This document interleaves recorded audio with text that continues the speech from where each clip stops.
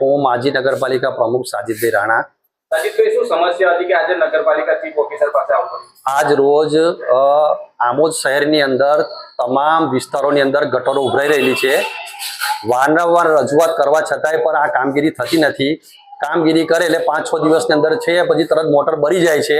એ કોઈ જવાબદાર વ્યક્તિ છે નહીં, જવાબદારી કોઈ લેવા માટે તૈયાર નથી। એટલા માટે મુખ્ય અધિકારીને બીજા બધા ઘણા પ્રશ્નોને લઈને આજે રજૂઆત કરવા માટે આવેલા હતા। મુખ્ય અધિકારીએ મારી રજૂઆતને ધ્યાનમાં રાખીને યોગ્ય ઘટતું કરવામાં આવેલું છે, કરી એવું કીધેલું છે। પરંતુ આમોદ શહેરની અંદર તમામ માંગણા બિલ ઉપર ભૂગર્ભ ગટર યોજનાના 750 રૂપિયા ટેક્સ લગાવેલા છે। આમોદની અંદર સ્લમ વિસ્તાર વધારે આવેલો છે। જે લોકોએ ગટરના કનેક્શન નથી લીધા તોય છતાં પણ આમોદ નગરપાલિકાએ ટેક્સ ચોરી કરવા માટે 750 રૂપિયા ટેક્સ લગાવેલો છે। એ ખરેખર કોઈ કાયદામાં જોગવાઈ નથી। ખરેખર આમોદ શહેરની અંદર તમામ વિસ્તારોમાં ફરીને એને તપાસવું જોઈએ અને જેને કનેક્શન લીધા તેના 750 રૂપિયા ચાર્જ લેવો જોઈએ।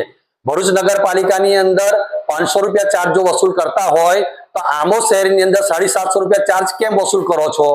ભરૂચ નગરપાલિકા મોટી છે, આમોદ નગરપાલિકા 2 ક્લાસની છે, તો આવા 250 રૂપિયા વધારે ટેક્સ લેવાનું કારણ શું? અને તે બી તમામ માંગણા બિલ પર ચડાવી દેવાનું। કોઈ પદ્ધતિસર કામ નથી કરેલું, કોઈ સર્વે કરવામાં નથી આવેલું ને ટેક્સ ચડાવી દેવામાં આવેલો છે। એ ખરેખર ખોટું છે। 2024 ની અંદર ભાજપના સદસ્યોએ પ્રમુખને છોડીને 7 મુદ્દા લખેલા છે। મારી પાસે એના પુરાવા પણ છે, એમની સહીઓના પુરાવા છે। એ લોકોએ ભ્રષ્ટાચાર કરેલો છે ને તેની તપાસની માંગણી પણ કરેલી છે। આજે 2024 થી 1 વર્ષ પૂરું થયા છતાંય આની કોઈ તપાસ કરવામાં આવેલી નથી। સફાઈનો મુદ્દો હોય, તમારે કચરાપેટીનો મુદ્દો હોય, કોઈ કામ કરવામાં આવતું નહીં। 44 લાખ રૂપિયાના ખર્ચે જીસીબી લાવ્યા, એના કરતા જૂનું જે જીસીબી હતું તેને રિપેર કરવું જોઈતું હતું। નવા ટેમ્પા લાવેલા છે, તેને રિપેર કરવા જોઈતા હતા। નગરપાલિકાના પૈસા બચત।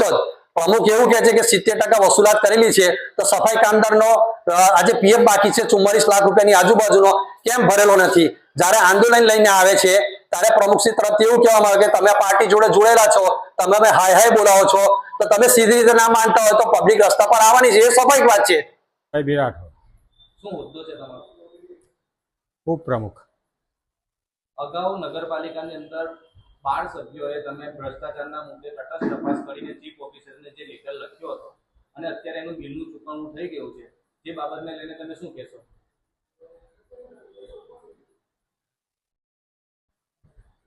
જે અમે ભ્રષ્ટાચાર વિરુદ્ધ અમે આપેલું સભ્ય સહયોગ કરીને એ બાબતે સીઓને મળી અને એનું બિલનું ચૂકવણું થયેલ છે એ બાબતે અમે ચીફ ઓફિસરને એ કરીશું। બિલ ચૂકવાઈ ગયું છે એનું શું? તમારું લેખિત આપવા છતાં બિલ ચૂકવણું થઈ ગયું છે તેનું શું કારણ? એનું ચીફ ઓફિસર સાથે બેસીને એને બિલ ચૂકવણું કર્યા બાબતે અમે સાહેબને રજૂઆત કરીશું ને કેમ ચૂકવાયું છે એ બાબતે સાહેબને જોડે અમે બેઠક કરીશું। તમે સરકારમાં છો તેમ છતાં પણ તમારે આટલી હદે અરજીઓ કરવી પડશે, તેની પાછળનું કારણ શું? તમારું કોઈ અહીંયા સાંભળતું નથી? ના, એવું કંઈ છે નથી। અમારે થોડો પ્રોબ્લેમ આવે છે તો એ બાબતે એવું કંઈ છે નથી કે અમારું કોઈ સાંભળતું। આ અંદર જે સહીઓ છે તે બધી તમારી સહી છે? હાજી। ગીતાબેન પટેલ। ગીતાબેન, આજે 12 થી 13 મુદ્દા પ્રત્યે જે ચીફ ઓફિસરને તમે ભ્રષ્ટાચારના મુદ્દાઓને લઈને બિલ અટકાવવા પ્રત્યે કામગીરીની અંદર ભ્રષ્ટાચાર થયો હોય તે બાબતે રજૂઆત કરી છે અને આજે તેનું બિલ ચૂકવી દેવામાં આવ્યું છે, તે બાબતે શું કહેશો?